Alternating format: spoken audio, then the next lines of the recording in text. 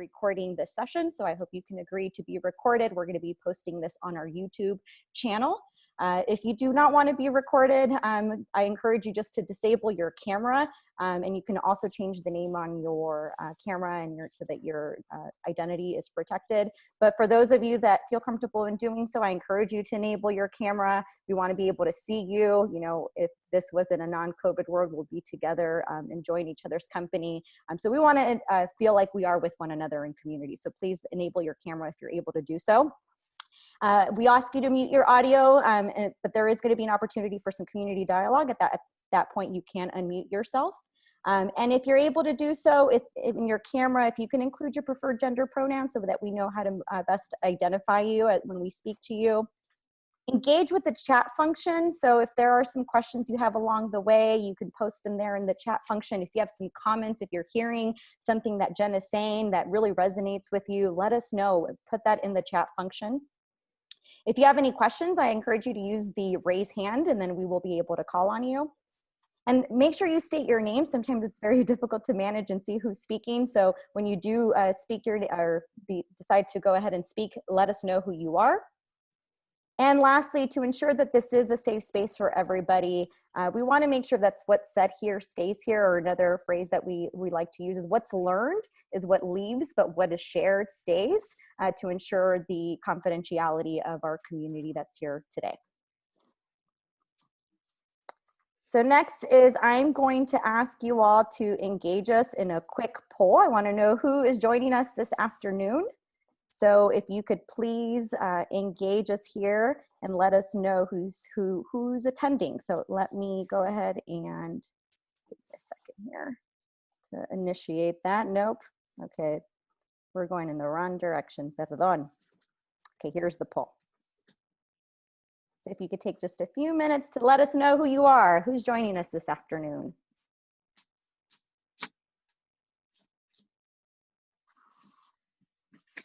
All right, I see most of our attendees are San Jose State students. Yay, go Spartans. All right, couple more seconds. All right, so let me share our results here. So yay, we have most of our attendees today being students. Thank you so much for joining us. We know it's probably been a long week with classes and everything else going on. I know some of you are still having midterms that you're going through or papers to write. So we're excited that you're here to join us. I do see one of our faculty members. It might be Marcos. Hi, Marcos. And we have some community members. So thank you so much for joining us. We hope you enjoy today. So without further ado, I have the pleasure of introducing our presenter this afternoon. It's Jen the Rainmaker. So a little bit about Jen. Jen the Rainmaker is referred to as a native dream guide in her community who founded Dream U to teach people how to create their dream lives while sleeping using an ancient secret practice that has been passed down for thousands of years by her ancestors known as dream planting. This practice has been used by her students to create spiritual, physical, mental, and tangible results. Jen is a former corporate coach with a mission to leave a legacy that will help trillions of people live their dream lives by reprogramming their subconscious while they sleep. Jen is also the creator of micro-dreaming, a technique that offers the same benefits as sacred plants without taking anything. Her students have said that her work has completely transformed their lives and they feel reborn. Jen also facilitates retreats for corporations and individuals, events, one-on-one consulting, keynote speaking, ceremonies, online group training programs, and in-person training. So with that, I would like to turn it over to Jen. Thank you so much, Jen, for joining us this afternoon. Thank you so much for having me. I am really excited to be here. And first, I want to acknowledge the fact that I am here on occupied land of the Yukuats. Many people know this land as Discovery Bay, California, but the original people of this land were Yukuats. And I was actually born and raised in San Jose, but I've been in Discovery Bay for 11 years now. And also before I begin, I want to just introduce myself the way I would traditionally in Nahuatl, which is Nije Xochiquetzal, Yayak, Yajak. And what that means is I am Xochiquetzali, force and power. I am a spring and I emanate. So the ancestors would traditionally introduce themselves this way to people to honor them, and also before they would enter into sacred sites. The and Xochiquetzali is my Nahuatl name, which means the blossoming one. The body of knowledge that I teach is called Nahualism, which is the art of I, but it's the true I, it's the spirit, it's the unlimited one. And before I like really get into the teachings and the practices, I want to just take a moment to center everybody, to ground everybody, and also to create an intent for all of us today of what it is that we want to get from this experience, being together in community. So, what I'm going to do is just walk you through a practice to do that. And if you're in a space where you can close your eyes, I'll ask you to just go ahead and close your eyes. If you're not, just allow yourself to get comfortable and lower your gaze. I want you to just take a deep breath in through your nose and out through your mouth. Allow yourself to release all heavy thoughts, feelings, and emotions. Allow your spirit to tap into the natural rhythms, cycles, measures, movements of the universe. We're currently under the energy of a full moon. This is a really great time to plant dreams for things that you want to grow in your life. Take some time to think about what it is that you would like to grow in your life. Maybe for you, you want to have more self-confidence.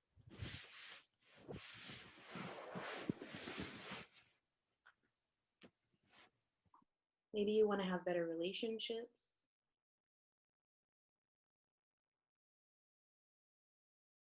Maybe you want to have more love for yourself, more peace, more joy. Maybe you want more free time.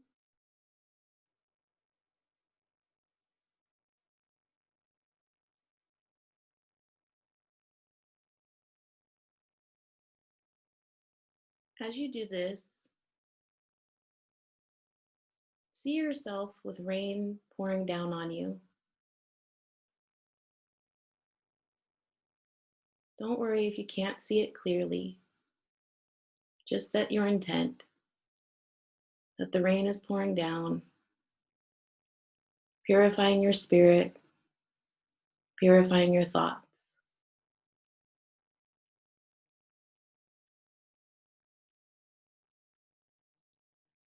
Think about what you would like to get from this experience today.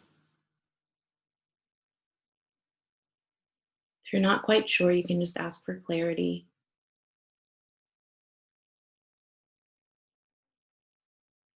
And to blossom into the best version of yourself.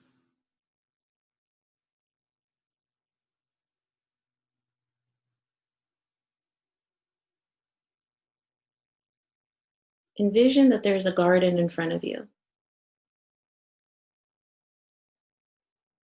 And in the garden, there are some weeds there. These weeds being your limiting beliefs, addictions, destructive habits, patterns, thoughts. Begin to pull the weeds from the garden.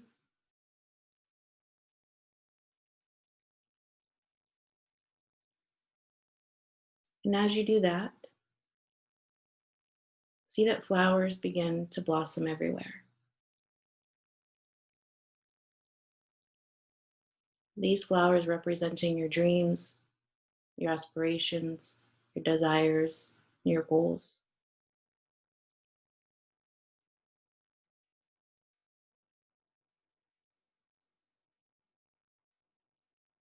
Continue to see the flowers blossoming.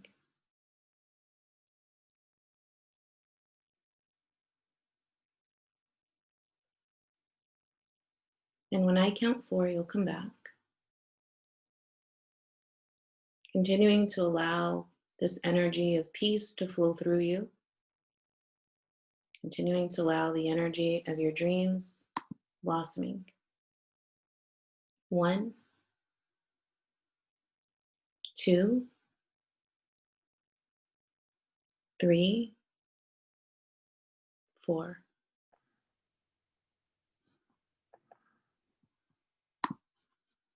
Thank you all so much for joining me for that experience. And feel free to put in the chat how you're feeling now, or the intent that you have, what you would like to receive from this workshop. If there's something that you're struggling with that you want to get help with, anything that you're comfortable putting in the chat. And I'll go back and look at those things that you put there. One of the reasons why I wanted to walk you through that experience is because oftentimes we continue to rush throughout our day and we never take a moment to just breathe and to relax and to just kind of release any heavy thoughts, feelings, or emotions. My ancestors, so the body of knowledge of Nahualism comes from the Toltecs, the Chichimeca, Aztecs, Mayans. The information was passed on through the oral tradition for thousands of years, and it was preserved through the oral tradition. I thought about doing a PowerPoint, but I really wanted to just be in flow today because I feel like so many of us are probably just overwhelmed with everything that we're experiencing on Zoom and all the PowerPoints and things like that. So I really wanted to let spirit kind of flow through me today to see what was needed, but also having some ideas of what it was that we would talk about and cover. So in this body of knowledge, my ancestors believed that our dreams create our reality. And we spend 1/3 of our lives sleeping and dreaming, which means by the time we are 75, we would have spent approximately 25 of our years sleeping. And a lot of times people feel like there's just not enough time in the day to get everything done. But I'm going to share some practices with you that you can use to, what I call, program your dreams to create what you want. And first of all, let me ask everybody here, have you ever had a dream and then wondered what it meant? Or have you ever had a dream and then it happened in your waking reality? And have you ever felt what people call deja vu, this sense that you have experienced or lived something before? So people talk about deja vu, and I call it dream-ja vu, because the ancestors said that first we dream it and then we live it, whether or not you remember it. And the most recent brain science is starting to show that we can solve problems in our dreams, that we can be more creative, we can open up these creative channels through our dreams, and basically get answers to things that we are seeking. So I'm seeing somebody here that says, yes, just last night, yes, yes, yes. I see that somebody's talking that, you know, their heart has slowed down. It was racing earlier.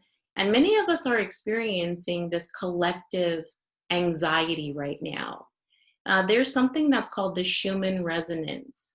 And it basically tracks all of the electrical thunderstorms happening around the world. And it has shown that when these thunderstorms occur and when the Schumann resonance raises, that it can affect our heart rate. It can cause us to feel more anxious. It can cause us to feel depressed. It can cause us to have insomnia. And it can actually cause health issues. And so some of the things that I'm going to share with you today are also meant to help you through these different heavy emotions that you may be experiencing. You know, many of us right now, because of the upcoming election, right, there's a lot of stress and worry and anxiousness. So have you noticed that your sleep pattern has changed, or have you been having difficulty sleeping? Or have you been experiencing more anxiety? I see people are saying yes. All the time, Q1 and Q2. Okay, so as we are talking about dream planting, one of the things that I like to talk about, because dream planting is this 5-step process that you literally do right before you go to sleep at night. So I won't have time to get into exactly how to do that, but I am going to share with you some things that you can easily implement. However, oftentimes people think about what they want to grow in their life, but they don't think about what it is that they need to let go of and the things that are holding them back. So I know many of you have been going through like a difficult time transitioning through everything that's happening. Lily and I had a chance to speak about this, right? And I know that there's some faculty here, there's some students here, there's some community members here. So all of our experiences have been very different, but I think one thing that we all have in common, right, is there's this unknown right now of what the future holds. Like nobody truly knows what that is. And so there's a lot of fear around that at an unconscious, subconscious level, and some of it is there consciously. We are coming up on the energy of a full moon tomorrow, and it's called a blue moon. And it's because we're having this full moon on the 31st, and there's 2 full moons in this particular month of October, which brings up a lot of energy. The ancestors worked with the phases of the moon. When you look at farmers, right, and the things, there's a time for planting, there's a time for reaping the harvest. It's the same thing when it comes to our dreams and the life that we create. As the energy is going to a full moon, we plant for things we want to grow. But when it goes from full moon to new moon, we plant for things that we want to release and to let go of.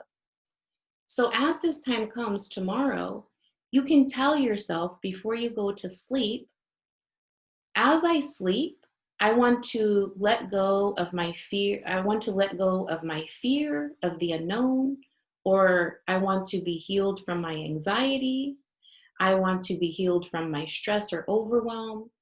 I want to heal if there's a physical issue that you want to heal, whatever it is.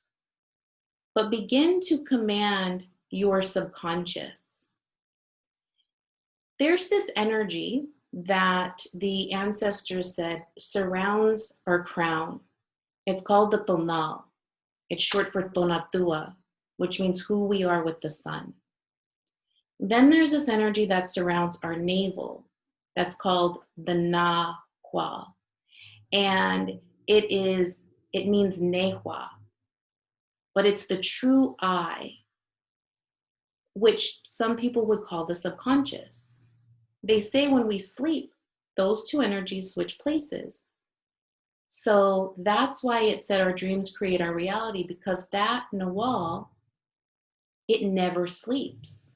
Like our subconscious, it never sleeps. It's constantly running. So what happens is most people, when they fall asleep, they lose consciousness, meaning that they don't know that they're sleeping. But have you ever, while you were sleeping, realized that you were dreaming? Has that ever happened to you? Okay, that's called a lucid dream. That means that you know you're dreaming while it's happening. Have you ever been able to change the dream and do something? No? That's a super lucid dream. That's when you can command and control what happens. So there are these symbols that the ancient ones used in the dream world to create what they wanted. One of them was the rain, which we used in this guided visualization. The rain helps us to purify our inner emotions, our inner waters. It also helps us for things to grow in our life with the perfect amount of rain. So how many of you have ever dreamt of a swimming pool or a lake or flat waters in general? Somebody says yes. The ancient ones say that when you dream of flat waters, it means that you would have emotional issues in your life. So we do this practice known as canceling dreams. Somebody says a river usually. Okay. So you don't have to share, but I can ask you this. If you have a lot, or if in your life you have experienced a lot of emotional issues, heavy emotions, that could be fear, stress, overwhelm, worry, all those things. So when you have those kinds of dreams, we do this thing called canceling dreams, and I'll share it with you. What you do is you envision that dream here, and you envision that dream burning like fire until it no longer exists. And if you have ever experienced anything traumatic in your life, you can also use this to help neutralize and to transform that energy. So you can imagine that incident, and you just imagine it burning.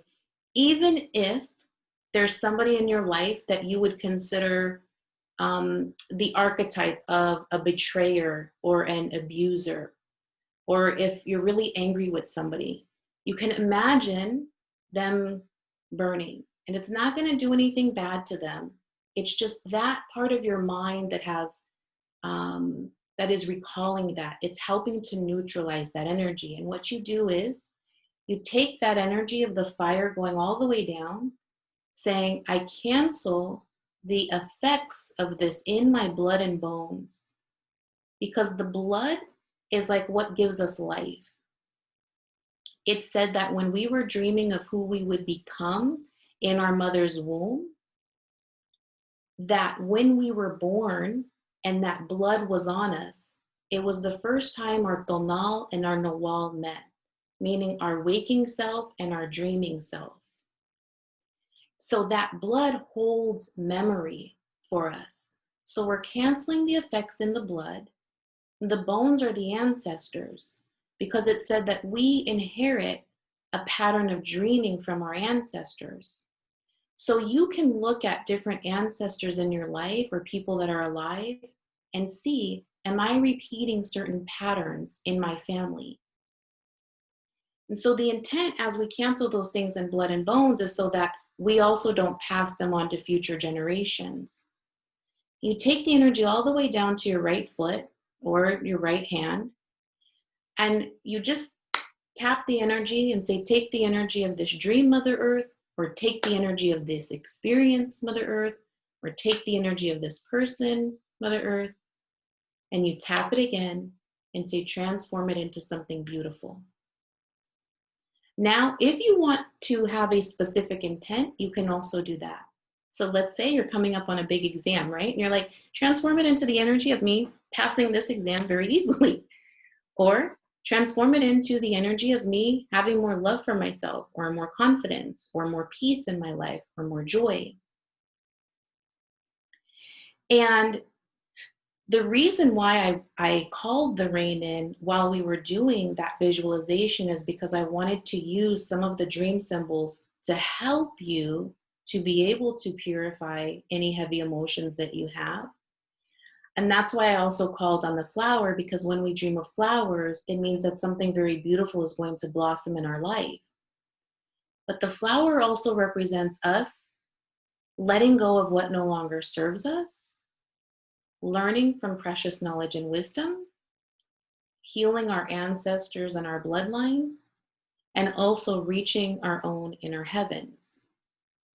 And so symbolically, if you want to kind of plant dreams, not necessarily in the 5-step movement that we do as the Mexicatsin, but just sort of in your life, you can visualize you planting a bunch of flowers and having the intent for what that is that you want to blossom in your life. And as you are doing that, you can also think about what it is that you want to let go of. Today in the calendar of the Anahuac, we are under the energy of death. And death in our tradition is rebirth and transformation. It doesn't just mean like death that we think about. So when you die in a dream, it's actually a really good thing, or when there is death in a dream, you can see what has died, because it represents rebirth and transformation. And Lily and I had this talk about the different deaths. It is said that there were 13 deaths that we experience. But again, it's really about this opportunity to transform. So one of the deaths we experience is at conception, because we stop being energy and we become matter. Another one is at birth, because we stop living in our mother's womb and now we're in this world. And then puberty, because we're dying to our childlike self and we're becoming an adult. And then falling in love, because it said that, like, this version of ourselves to become one. But also many people right now are experiencing the death, the transformation of these labels that they had. So oftentimes we establish our self-worth with our titles and our labels. And many people have been laid off. And because of that, they are going through this huge internal struggle and they can't do the things they used to do, right? And they don't know who they are without these things. So some of you, as students and, faculty going through this transformation, and also not having the experience that, you would normally have in this college experience, you're also going through this death of what you thought things were going to be. But it's also an opportunity to transform that energy. And it's also an opportunity to kind of grow from this. So as we are going into this energy of the full moon, one of the things that you can do that the ancestors did were fire ceremonies. And you can write down all of these labels that you have for yourself, right? Or all of the labels that you have been given in life. So it can be student, it can be teacher, it can be daughter, it can be mother, it could be, whatever your title is, right, in terms of your job. Write those things down, freeing yourself from the labels to find out just the truth of who you are, because really you are unlimited and anything is possible for you. But also all the things that you want to be freed from. So maybe if you're like me, I grew up with just me and my mom, single mom. And I had a lot of responsibility on me from a very, very early age. Having to fill out doctor's forms, having to fill out, helping my mom buy a home, all of these different things. And it wasn't that my mom didn't speak English. She just had, in terms of like education, she had to take care of all of her brothers and sisters and do all these things. So she didn't really have the opportunity to get an education. So that's why it was very important for me to get one, right? And so helping her through all of those, I just always felt burdened. It's like I was glad that I could help, but also there was a part of me that felt like, oh, I have all of this responsibility on me at a very early age. And so maybe many of you are experiencing that because right now, maybe you're helping your parents with technology and Zooms and like getting them on all their stuff, right? And then also you're going through your own stuff. So maybe just releasing those burdens and that stress and that overwhelm, if that's what you are experiencing. And again, if you are, if you're having some issues that you want to share, please feel free to do so. If you're wondering how to like transform that and how to grow from that, because in the Mexica calendar, today we're under the energy of the Jaguar. And the Jaguar is said to free us from the trappings of our underworld and these ancestral issues, these ancestral patterns. So maybe there's an ancestral pattern of toxic relationships, or there's an ancestral pattern of having to work very hard for what it is that we desire, right? That's something that has been conditioned into us, like we have to work really hard. But I found that that's actually not true, that things can be in flow, that we can work very smart, we can still get the rest that we need, and we can have things flow. And maybe that's something that you want to set your intent for when you're dreaming and when you're creating. And I know I've said a lot, so before I continue, I just want to ask, are there any questions, or does anybody want to share anything? I have a question about the fire ceremony. Yes. So you mentioned that we for this fire ceremony, we write down all these labels that's perceived of us, of ourselves, especially labels that we want to rid of, that's of ourselves. And what do we do with these labels? Do we like put it under a candle, or do we set them on fire, or like do we have like do some kind of chants, or have some specific thoughts in mind as we do this kind of process? Or Thank you for asking that. Yes, so I do have a handout that I can send that has like the steps of what I share with my students. But what I will say is it's, it kind of goes through like all the things like opening up sacred space and setting your intent and doing all those things. So let me give you kind of a revised way that you can do that very easily. Whatever you believe in, right? So whether you believe in God or the universe, Jesus, whatever you believe in, you can say a prayer to that. And you can basically ask to have this energy transformed into something that's going to take you to your greatest destiny. And as you do that, you can do it outside.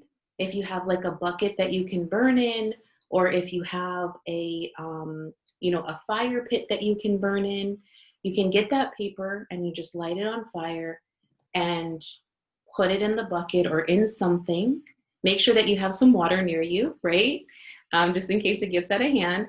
But see if it burns really quickly, it means that you're able to release that energy really quickly.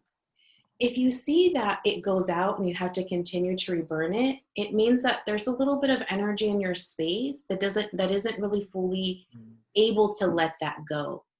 But yeah, you can do it outside, and you can do it before, very early in the morning, or, late at night if you don't want anybody to see what you're doing, right? But I have this thing that I burn stuff in. And occasionally, if it's just a little piece of paper, I have a thing inside my home that I can burn in as well, right? But that's just when it's a really little piece of paper, and then I always have water near me. And you just want to take some time to really allow that energy to move through you. And then when you're complete, again, you can just thank Creator, whatever you believe in, for taking this energy, because it said that the reason why we burn things, one, is because it's said to transfer energy very quickly, but two, that smoke is said to carry that energy up to like the Creator and to the universe. Like it takes our prayers, right, from us. So you can do two things. Usually, like with the labels, doing that, but also whatever you want to release and let go of, do that first, because that's a symbolic way to make room for the dreams you want to plant. Then take another piece of paper and write down all the things you want to call into your space. And then you can burn that one as well. Does that make sense? Okay, awesome, yeah. And then usually what we do is we give an offering. Traditionally, an offering could be a little bit of tobacco, but what we will offer is the greatest energy of our dreams. And I'm gonna do it like this because we blow it up to the heavens, to the Creator, to the life force, right? So we offer the greatest energy of our dreams, thoughts, feelings, actions. And the breath, like the spirit, when you were born, you took that breath. You took your first breath, right? So the breath is associated with our inner winds. And it said that our inner winds are either creating obstacles or they are opening up paths. So what do I mean by that? A lot of times people will limit themselves by the words that they speak, the breath. So they might say things like, I'm shy. I'm poor.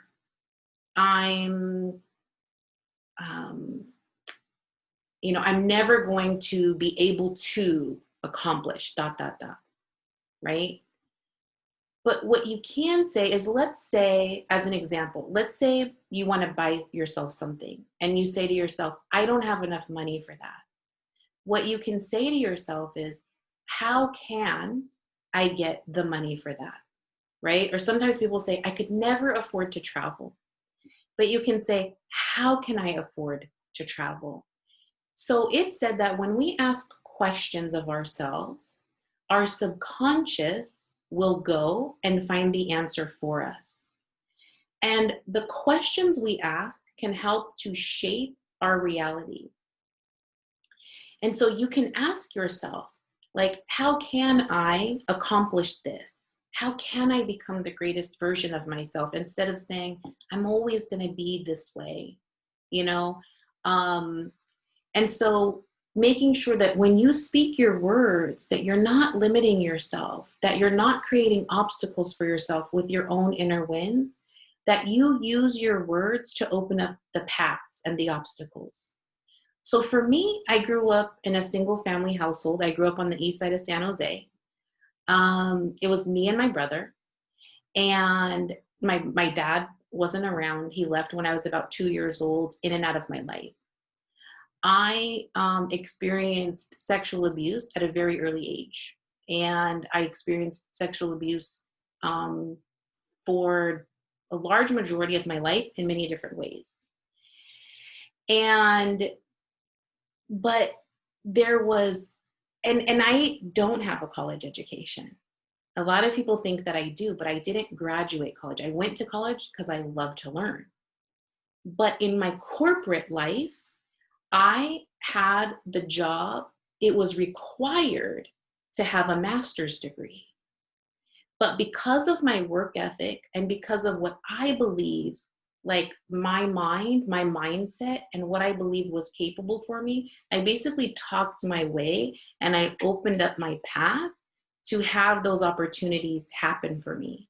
And I was determined not to let my circumstances dictate what was possible for me. And I wanted to be an entrepreneur. I wanted to have a business. I wanted to travel the world. I wanted to show and be able to take my mom with me, right? It was really important to me. And it was about, I think 6 years ago now, we went to this event and we had to, and my mom went with me. And we were talking about where we were going to be in 5 years. And I looked at my mom and I was like, in 5 years, we're going to be traveling the world. I'm going to be taking you with me. You know, we're going to be doing all these things. And it was 5 years later that I was asked to go to Hawaii and to facilitate a retreat. And I took me, my mom, and my daughter with me. And it was right around the time of Mother's Day. And we spent 2 weeks out there. The retreat was like 4 days, but we spent additional time out there. And, you know, people would say, because of my circumstances, because of like, you know, growing up on the east side and all these things, that those things really weren't possible. But I didn't listen to any of that. And I was determined to create the life that I wanted. But I would ask myself, how can I create this life? How can I accomplish this? How can I do this? But then I would also say that I am going to do these things. So one of the things that we learn how to do is to command the movement. So there's this energy of Olin, and Olin is in the Mexica calendar. It's one of the glyphs in the calendar. Olin is the movement. And so in the morning, before you even get up out of bed, command the movement, because it said that we either command the movement or we are commanded by the movement, meaning like we're like a ship at sea with the sail up and like nobody's there, right? So if you don't get up in the morning and say, this is how my day is going to go, this is how I want to feel throughout my day, you're basically like at the mercy of whatever's going to happen. You haven't commanded it. You haven't set your intent. And so the way, again, we do it is offering greatest energy of dreams, thoughts, feelings, actions to Olin. And we call on that energy by saying Shiwalwe, which in Nahuatl means come here. So we're saying Shiwalwe 4 times, like Shiwalwe Olim, Shiwalwe. And if you don't know how to say it or you're not comfortable saying it, you can say, come here, Olim, come here, Olim. And you're establishing like a relationship with that energy of creation or movement. And you want to say, like, today, Olim, I want my day to go really well. I want to be happy. I want to see, my family happy. I want to have more peace. I want my classes to, be good and exciting. I want to have more joy. I want to have more opportunities. Whatever it is that you desire, right? So oftentimes people come to me, and this was more true years ago, there was physical things they wanted, manifestation, more money and all these things. And what I've learned though over my years is that at a fundamental level, so in the tradition we have the hierarchy of needs, right? And the Nahuatl hierarchy of needs started with Chipakli, the crocodile, which in the dream world represents abundance and prosperity. Because if we don't have money to eat and we're starving, how could we possibly think about becoming enlightened or having a relationship with somebody, right? If we're like, I have to eat. So of course we want to have that level of abundance and prosperity. So we're not struggling and suffering because how is it also like, how are you going to study and be able to focus on that if you're worried about eating and your family eating and providing? So we want that for you. But then we also want to think about, and what I've learned is that when you start to ask for more joy and more peace, all that stuff starts to flow. The money, the abundance, the prosperity. Because if you're worried about eating, how could you have peace and joy, right? So if you focus on how is it that you want to feel, even in your relationships, how do you want to feel? Do you want to feel appreciated? Do you want to feel valued? Do you want to feel loved? Do you want to feel honored and respected and cherished and like you're a blessing? All of these things. So as you're going to sleep, you can ask, okay, when I'm sleeping and dreaming, I want to create a life where I feel that I'm doing and living in my purpose, that I am fulfilled. Because for me personally, when people used to ask me, what are you going to be when you grow up? Right? Or when I was like going to college, trying to figure out what I was going to be, it was so stressful. I just couldn't do it. I was like, I have no idea. And I felt like, oh my gosh, what if I choose the wrong thing? But then I realized if I just focus on, I want to feel fulfilled in my life. I want to feel fulfilled in my career. I want to feel like I'm living my life with purpose and I'm fulfilling my purpose. And all the other things come. So I didn't have to focus so much on the how of certain things. It was just what do I want to feel, right? And so as you command the movement, you can think about what are the feelings you want to feel throughout your day.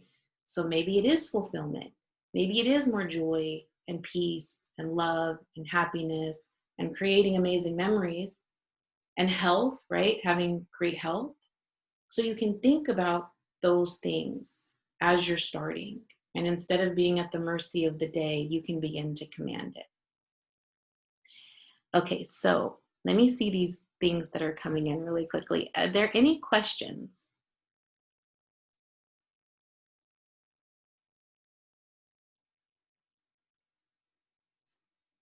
Okay.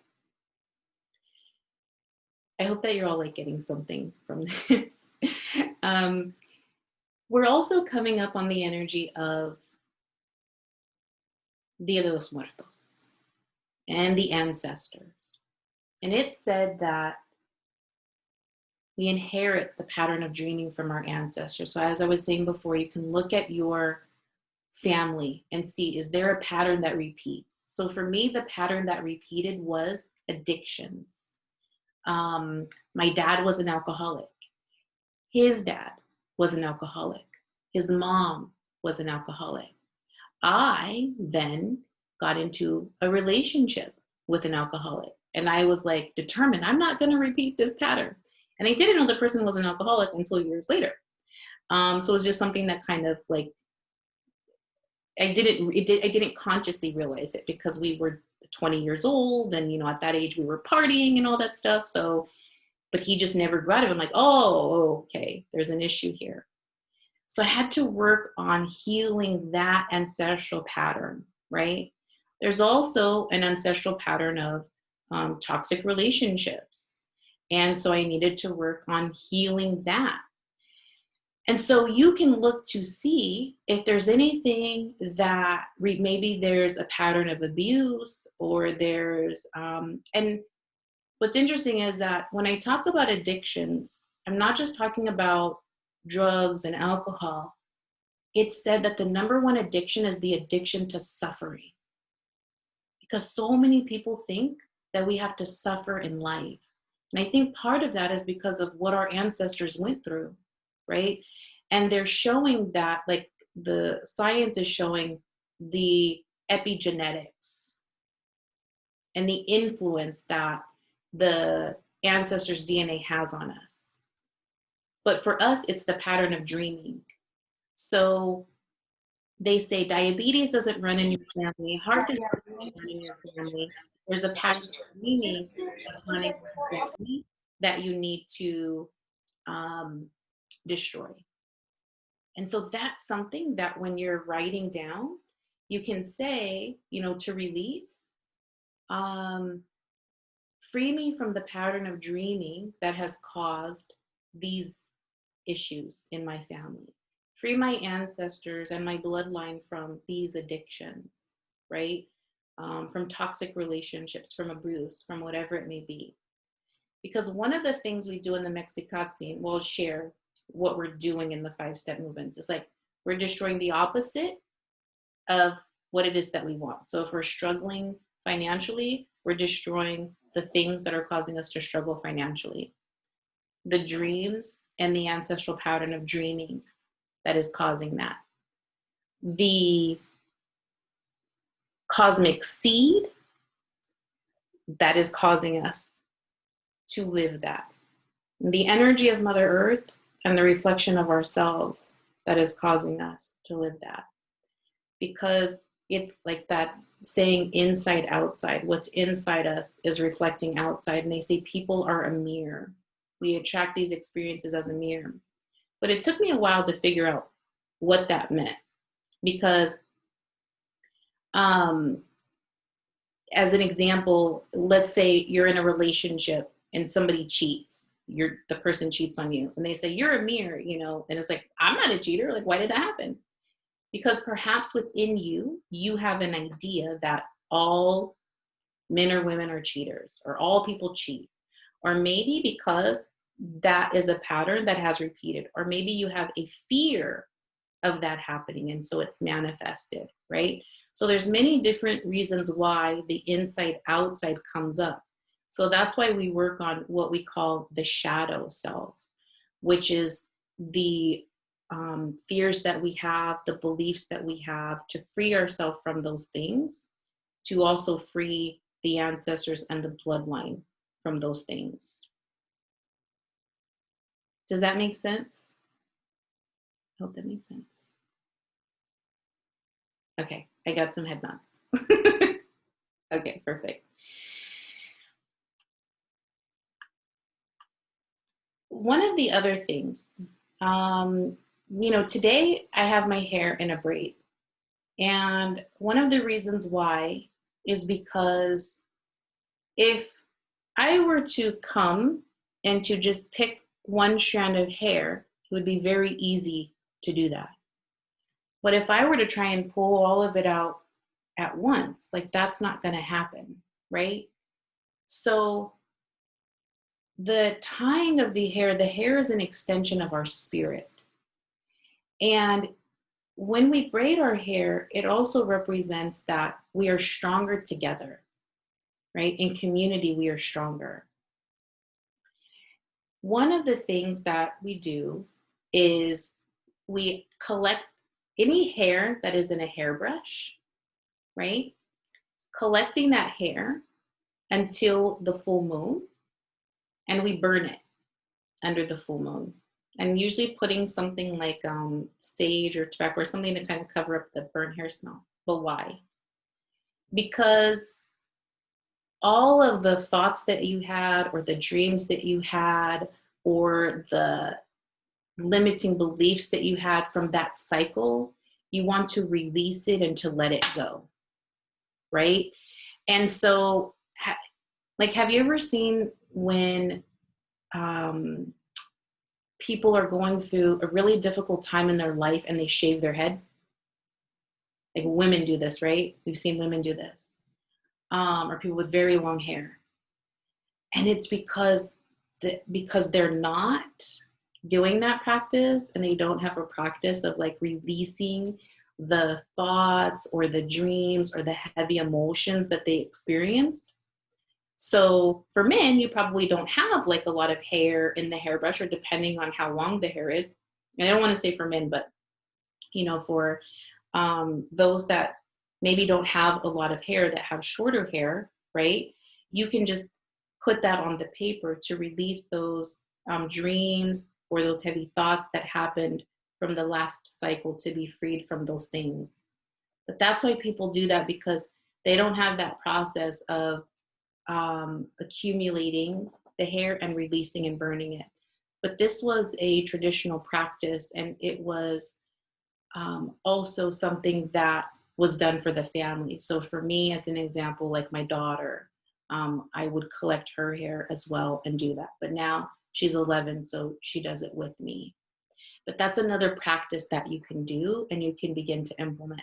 And I've had so many people tell me like how amazing and how free they felt after, like what a huge release it was for them simply by doing that.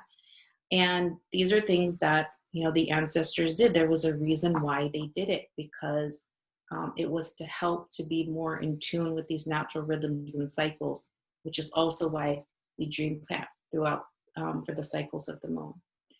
So before I continue, are there any questions? Yeah, I just had a quick question. Yes. So you said that, yeah, for like the burning of the hair, was that on a full moon? Yes. Okay, just making sure. Yeah. Mm-hmm. So full moons are these times where the moon, when you look at it, it's huge, big, and bright. When there's a new moon, you actually don't see anything in the sky. And the full moon symbolizes your dreams growing and blossoming to its fullest, and also you growing and blossoming to its fullest. And the moon reminds us of the cycles, right, of our own natural cycles. And it's a time for celebration, but it's also a really great time to release and to let go. And then the new moon is a time to call in what it is that you're desiring, like your intentions, your dreams, your goals.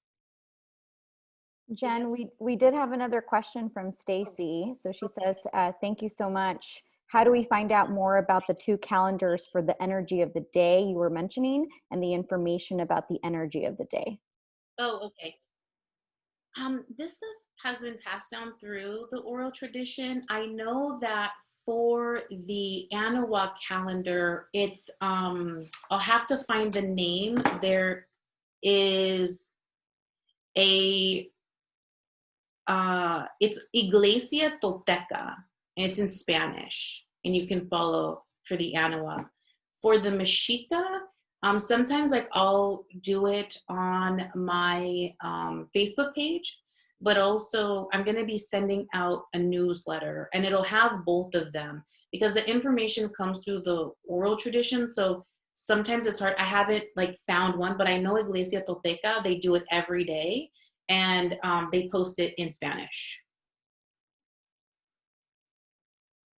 Oh, how do you spell that? So it's Iglesia, Iglesia, and then Tolteca is Tolteca. Yeah. Okay. I wanted to talk about the altars because we're coming up on Dia de los Muertos, and this is a time to be working with the ancestors. They say it's a time when the veil is thinnest. And last year, I actually went to Mexico for Dia de los Muertos for this spiritual journey, and also to learn more about working with the ancestors. And some people refer to the skulls as skulls or calaveras, but in Nahuatl, so in the original language, it's Zompantli. And so I remember one of my teachers saying, do not call it, this was what he told us. He's like, do not call it a skull or a calavera. It is Zompantli. It's like very much like, so we're like, okay. But what is said is that the ancestors are actually the ones that give us life. And that if we work with the ancestors, we will actually, they will bless us. So for me, in my family, I am the keeper of our ancestral altar. I do the offerings, I communicate with them. But my teacher was like, they'll give you more life. They actually will extend your life. This is the belief that when you work with them. And while we were there, we learned about the different altars.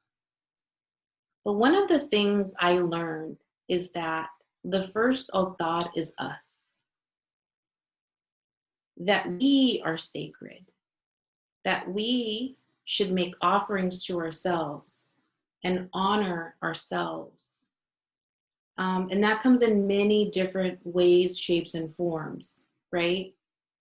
Because we want to eat foods that are going to nourish us, that are going to sustain us, that are going to help us blossom into our best possibility.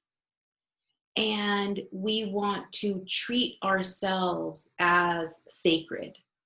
Because many people talk about sacred space and clearing the energy and doing all of these things, but we are our first sacred space.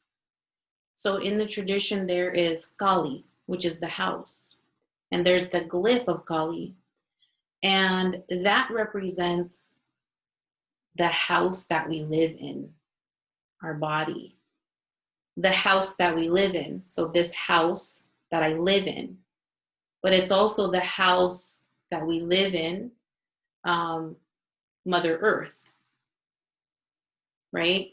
The three different houses. And so a lot of times we do things sort of outside of ourselves, right? And we focus outside of ourselves. But we also want to be giving back to ourselves and understanding that we are medicine. You know, like I have this crystal, right? It's this rose quartz crystal ring. And rose quartz is said to have the energy of love. But, and crystals are medicine for us. But also, like, for me, the greatest teaching is embodying the energy of love. That I don't need anything outside of myself. These things are adornments, right? They're very beautiful, and you know, I like to adorn myself. But first, I have to learn to adorn my spirit and to honor that and to take care of that. And to have the energy of, like, you have to treat me as sacred, right? Because oftentimes we want people to treat us a certain way, but are we treating ourselves that way? Are we honoring ourselves, our own truths, our own intuition, our own boundaries, our own limits?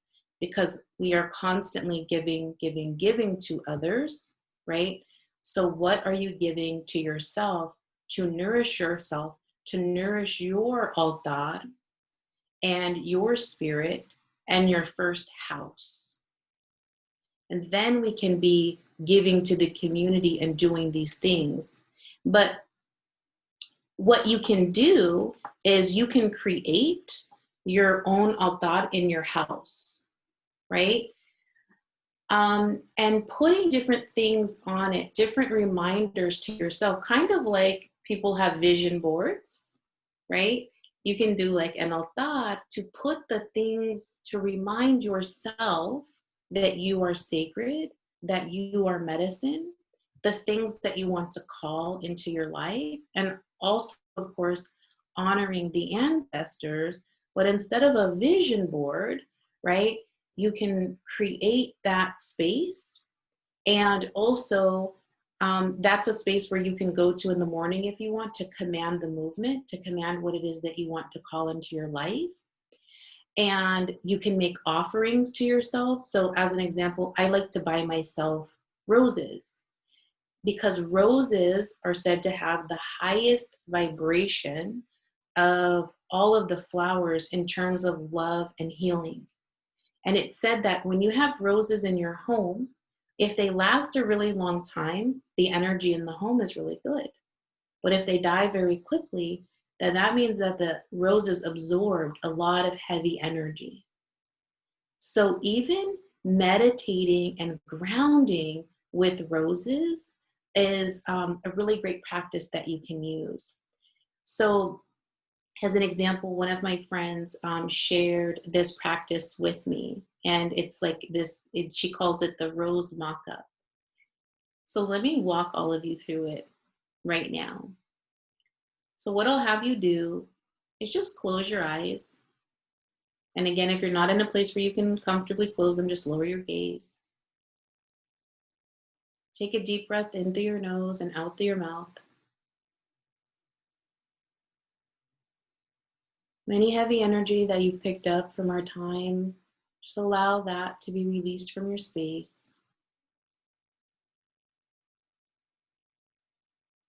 You can give yourself a grounding cord. What that's going to look like is something as wide as the width of your hips. It's going to go from the base of your spine all the way down to the center of the earth. We can have it be a waterfall, to be in flow and to easily let things go throughout your day.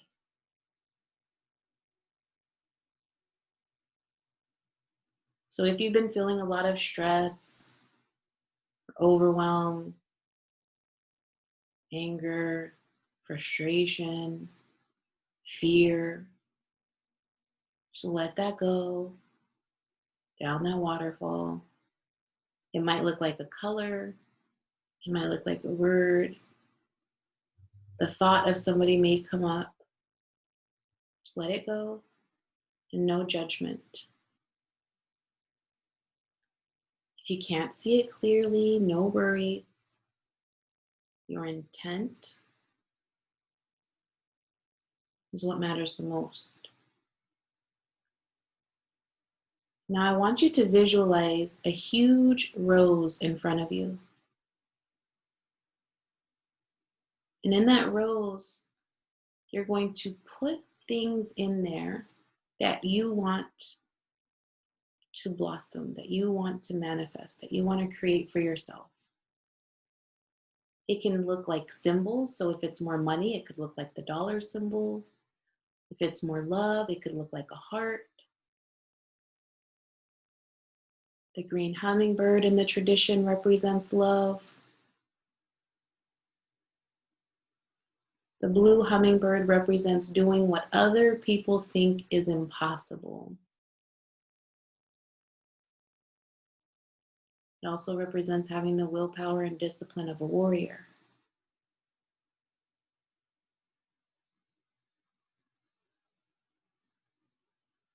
Whatever it is that you want, placing it there in the rose.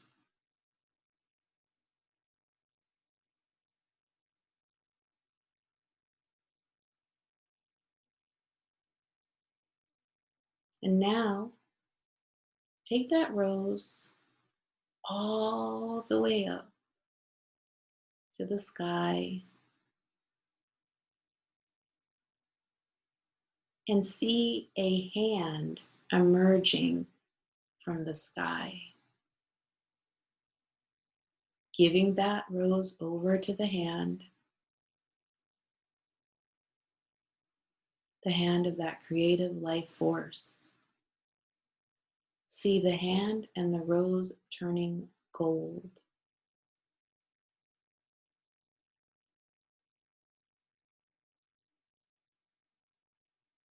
And then bringing all of your energy back with you,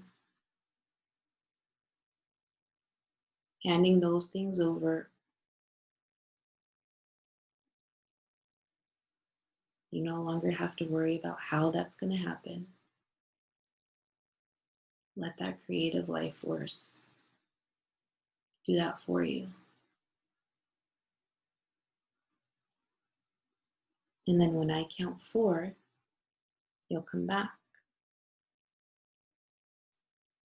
1, 2, 3, 4. You can slowly open up your eyes.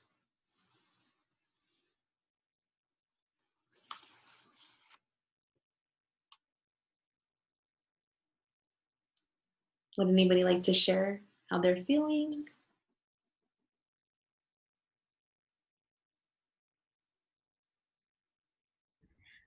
Hi, Jen.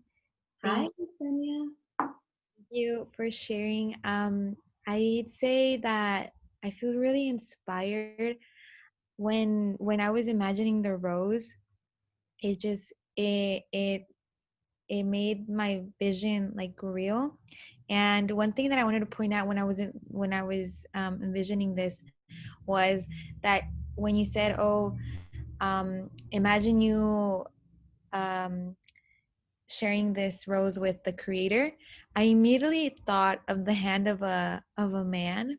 Mhm. And then I think I switched my perspective and saw of more of like a hand, like a neutral hand, not so much of like a man hand, and truly tapping into that like goddess energy, Mhm. which I felt more connected to. So thank you for that moment, especially when guiding it. I feel like it was very it was very real Mhm. because I know that I was imagining it, but it was very real. Yes, So thank you for that. absolutely. Thank you so much for sharing. That's beautiful. Yes. And one of the things I love is that you get to choose, right? So, however you want to see that energy and whatever resonates more with you. That's why, like, for me, I have students that are Christian, Catholic, Muslim, Buddhist, everything. Some that believe in angels and goddesses and all these things. And it's like, I teach the very traditional way. So, with the dream symbols, like when I was talking about the green hummingbird and the dream represents love, right? Um, but for somebody else, maybe Mother Mary represents love to them, right?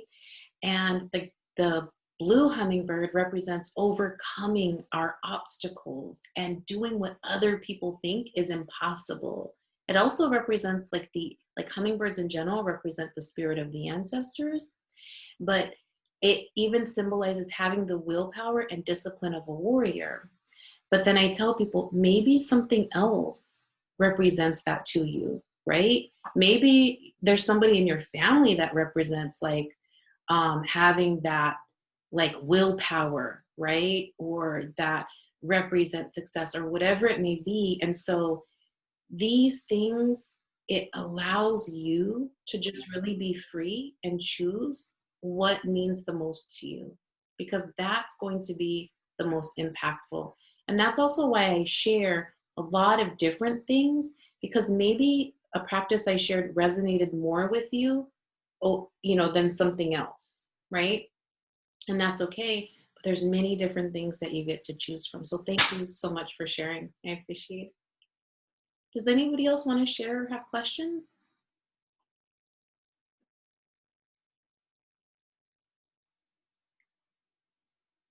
Because if not, I'll continue. I know we have another 15 minutes, so I am looking at the clock. So fire, we talked about working with the fire and canceling the dreams. And I talked about how you can use the fire in different ways. There's 4 fires in the dream realm. There's the young fire, which is expansion and growth, but also destruction. Even though energy cannot be destroyed, right? So really you would say it more as transformation, transforming it into something else. Then there is the feminine fire, which brings more compassion and tenderness, but we also use it in like our romantic relationships. Then there is the wise fire, which gives us access to the knowledge of the universe and brings more wisdom. Then there is the sun fire, and the sun fire is the one that feeds the energy of the dreams. It is called, there's a practice we do, semi, which means drinking the sacred nectar of life, which is the energy of the sun. Because again, who we are sleeping is creating who we are with the sun. So right now I'm going to share a practice with you that we do. This is one of the Dream Warrior practices. Could you repeat that one more time? I'm sorry to interrupt. Oh, no, that's okay. Please do. Which part? About the semi? I think you said who we are sleeping, or ¿cómo era? Yeah. So who we are sleeping, who we are with the sun is created by who we are sleeping, meaning our dreams are creating us. Yeah. So that's why we say the dreams create the reality. But there's things that we do in our waking state to program the dreams, right? So that we can have a new reality. So this particular practice of semi is something that we do, and it is drinking, it's like air quotes, right? Drinking the energy of the sun. And the way that we do this is, first, we always make the offering. So I'm going to tell you how we do it, and then I'm going to walk you through it. We'll do it together. And so you give the greatest offering of dreams, thoughts, feelings, actions. There's 4 movements in a day: the morning sun, the midday sun, the sunset sun, and the night sun. The morning sun is in the morning from,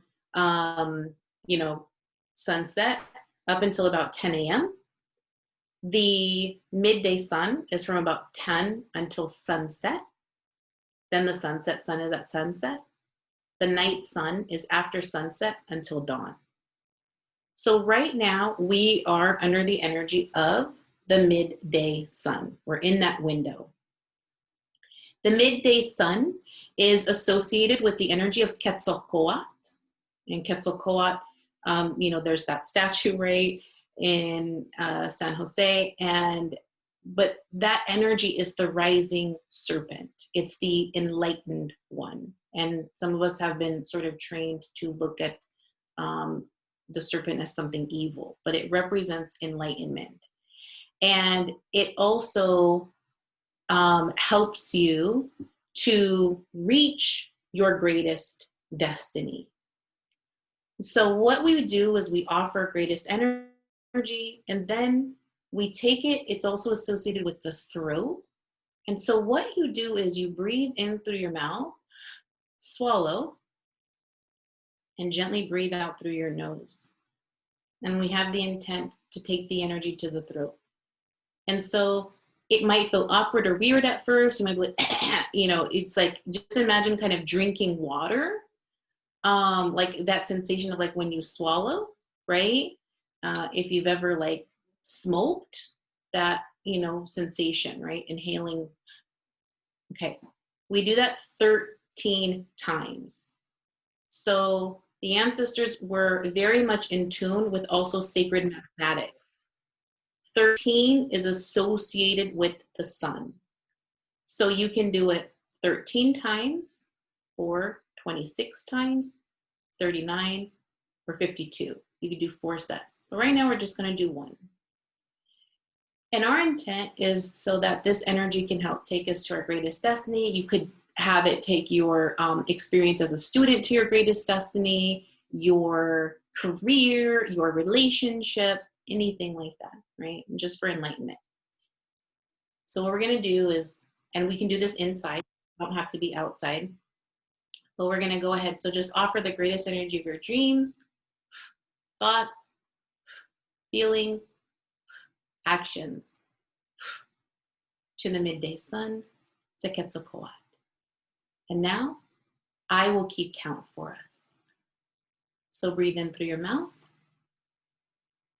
swallow, take that energy to the throat, just having your intent to take it there, and gently breathe out through your nose. Breathe in through the mouth, swallow, take the energy to the throat, gently breathe out through your nose. Breathe in through the mouth, swallow, gently breathe out through your nose. In through the mouth, swallow, gently breathe out through your nose. In through the mouth, swallow, gently breathe out through the nose. In through the mouth, swallow, gently breathe out through the nose. In through the mouth, swallow, gently breathe out through the nose. In through the mouth, swallow, gently breathe out through the nose. In through the mouth, swallow, gently breathe out through the nose. In through the mouth, swallow, gently breathe out through the nose. In through the mouth, swallow,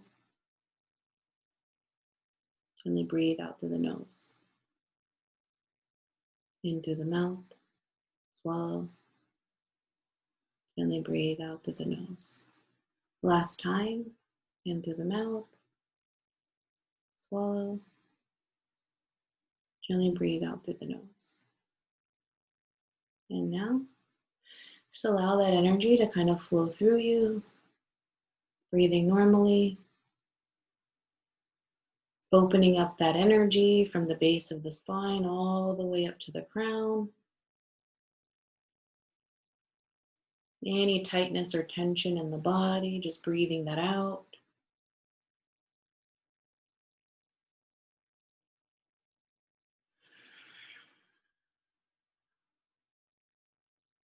Filling yourself up with the energy of the sun.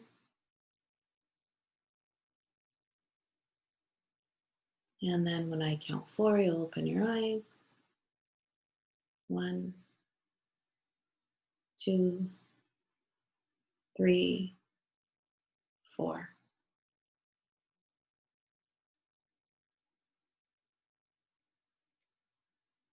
So that's a practice that you can do anytime from 10 a.m. until sunset. And then in the morning, it's the energy of Huitzilopochtli, which is the hummingbird flying left.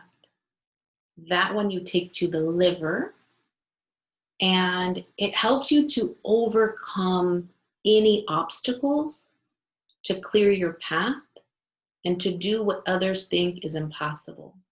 So if there's anything that you're struggling with, you can use that energy in the morning to do that. I wanted to share those two with you because I think those two would be really helpful for all of you, just to transform that energy and to begin to harness that. And so you can have your intent right then what you want to use it for, or you can just store it for later. And again, doing it in sets of 13. Are there any questions about that? No? So I know we're coming up on time and we have 6 minutes. I don't know if anybody wants to share like their aha moments or something that they took away from this experience, but you can unmute yourself and share, or if you have questions. Yes, thank you so much for that practice as well and guiding us through through this whole session. I just wanted to express my gratitude because I'm learning about being in tune with the cycles of the moon, and so having the full moon being tomorrow, I think it was something very special and meaningful. And so I just really wanted to thank you for that and for all the teachings and the practices. I felt like I was able to really understand and resonate with a lot of the information that you shared as I'm going through this like spiritual journey and tapping in more with my inner self. And so I just found that very meaningful for me. So thank you so much. I really enjoyed this session. Yes, absolutely. Thank you. Thank you. Thank you for sharing. I appreciate it. I appreciate all of your time. Well, I'd like to add also thank you for uh, sharing some of your knowledge, and um, I would like to add that there was a lot of like connections as a psych major. I was making a lot of connections to what you were saying, and like when you talking about our shadows, there's uh, a one of the godfathers of psychology. His name is Carl Jung. He mentioned about he mentions how we have to confront our shadow, which is our which is part of ourselves. Like he he kind of hypothesized that we all have these kind of like everyone shares this like evil within us. It's just kind of like in a spectrum, you know. But we all have inherent like slight evil, or like it doesn't really have to be evil. Like it could be negative habits that we have, or you know any like um stuff like that. So in order to confront these, we have to like face those shadows like head on. And as you were mentioning that, and you mentioned that our shadow self, like it brought me to that. And I was like, man, like a lot. And aside from that, you also like were mentioning something I mentioned in the chat about exposure therapy. And I was like, this, so I could see how it just made me think about how our ancestors were on top of this way before psychology put a name on it. So it's like our ancestors been doing this shit. So it's pretty cool to see that. Yeah. And yeah, and also like during one of the exercises, when you mentioned after we gave the rose to the hand, and the hand's like, you know what, like I got this. Don't worry about it. You just live on and don't worry about it. It's gonna flourish. Like I envisioned it so hard that like I felt that emotion of like relief of like, all right, I don't gotta worry about it. It's just gonna happen. I'm like, cool. I don't gotta trip about it. It's just gonna happen. Yeah. Like even though I know it's not that simple or easy, just that, just experiencing that emotion, that feeling, like was really good. So like it made me like really want to experience that in reality. So I feel like envisioning and actually feeling it, like if I continue to do it, like I'll eventually like feel that way all the time. So I yeah, love that. Thank you. Thank you. Thank yeah. you for sharing. Yes. It reminds me really quickly about a conversation I was having with one of my students talking about how there's the saying like we go further, right? Like with others. And so it's like the same, like we think about that in relationships, but it's like we go further when we work with the universe and that creative life force. We can go further. So it's like you said, like I got that. And then, kind of like the shadow stuff, there's a whole thing that we do where we work with, it's called the shayaka, which is the mask. And we work with that to uncover the shadow and to look at those things, because it's like, yeah, we don't want to like repress or suppress. And oftentimes our judgment comes from things like we try to hide our shadow self. So working with that. So yeah, they were definitely on top of it because they have a whole thing about working with it. And there are other practices that I have on my Instagram. So like I have some more dream warrior practices, and I have like YouTube, and that's all under Jen the Rainmaker. And my Instagram is a little like I cuss and stuff on my Instagram, so just kind of be aware of that. But you know, it's there are some videos and things like that that I share, and I think Lily has my contact information here. So if you guys want to connect with me, like feel free to connect with me on Facebook. My personal one, I share a lot of information. There's Jen Alvarez, and it's like Xochiquetzali. And then, you know, all my social media is under Jen the Rainmaker. So you're more than welcome to connect with me there as well. And I really just want to thank everybody so much for your time and for allowing me to be a part of your journey. And thank you so much, Lily, Tlaxcopati.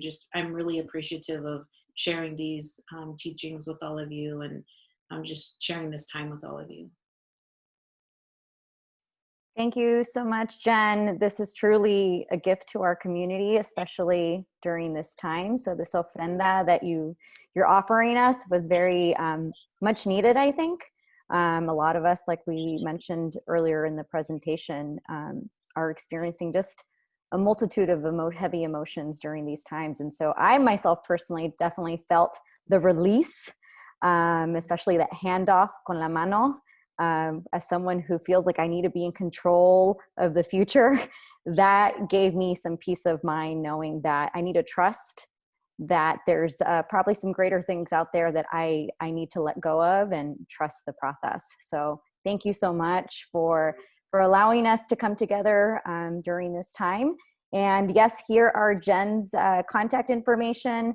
So if you want to follow up with Jen, thank you, Jen, for being available to do some follow-up with our community members.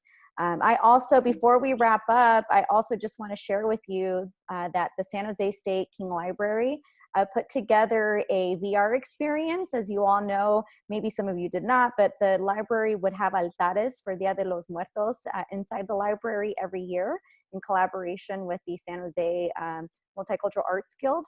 And so because we weren't able to do this in person this year, they were still able to do it, but now through a virtual reality experience. And so you can actually walk through the different altares that community members have created. So these are the two links.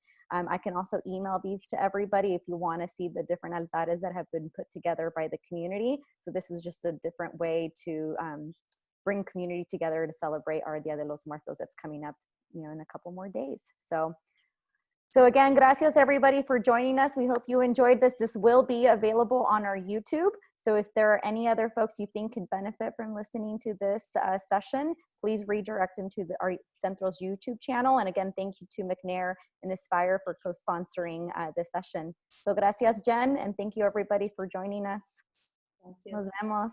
Nice to see you, Chuy.